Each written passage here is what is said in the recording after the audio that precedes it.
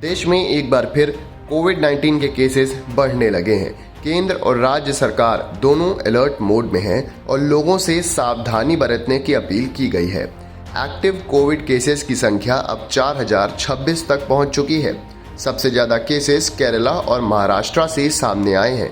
केरला में 1416 और महाराष्ट्र में 494 एक्टिव केसेस दर्ज किए गए हैं। कुछ राहत की बात यह भी है कि 2700 से अधिक लोग ठीक भी हो चुके हैं। अब तक 38 लोगों की जान जा चुकी है, जिनमें से 31 मौत सिर्फ पिछले 4 दिनों में ही हुई हैं।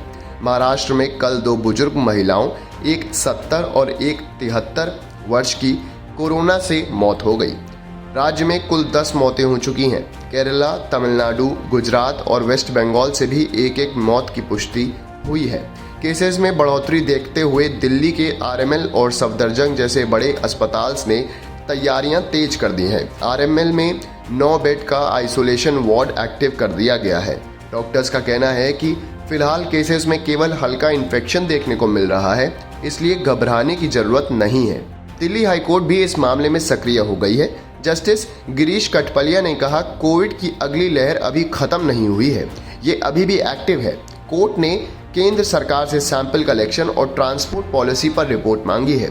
केंद्र स्वास्थ्य और आयुष राज्य मंत्री पद्मराव जाधव ने कहा कि सरकार पूरी तरह सतर्क है और हर राज्य की सिचुएशन पर नजर बनाए हुए है। उन्होंने बताया कि पहली लहरों में बनाए गए ऑक्सीजन प्लांट्स, आईसीयू बेड्स और हेल्थ इंफ्रा का पुनर्मूल्यांकन हो चुका है। किसी भी संभावित क्राइसिस के लिए पूरी तैयारी है। आईसीएमआर के मुखिया डॉक्टर राजीव बहाल के मुताबिक साउथ और वेस्ट इंडिया ने 4 नए वेरिएंट सामने आए हैं। LF7, XFG, JN1 और NB181। हालांकि ये वेरिएंट्स फिलहाल गंभीर कैटेगरी में नहीं है, पर WHO ने इन्हें निगरानी में रखने के लिए घोषित किया है। फिलहाल स्थिति कंट्रोल में है, लेकिन हेल्थ एक्सपर्ट्स का कहना है कि लापरवाही नहीं होनी चाहिए। मास्क पहनना, हाथों की सफाई और भीड़ से दूर, इन बेसिक प्रोटोकॉल्स का पालन अभी भी उतना ही जरूरी है।